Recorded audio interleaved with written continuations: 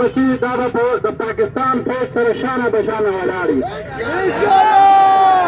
چې کومه ګولۍ راځي دا موږ فوج ته وایو د دې غونډې په وساطت باندې عزتمنو مسلمانانو پرون چې د پاکستان فوج کومه کارنامه کړې ده دا ډېره د غیرت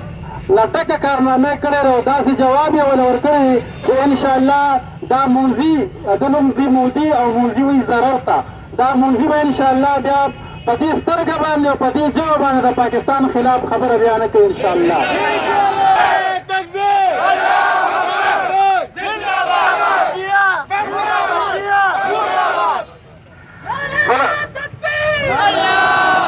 د هغې جواب ورکړی په میډیا باندې په سوشل میډیا باندې او په فرنټ میډیا باندې چې د هغې د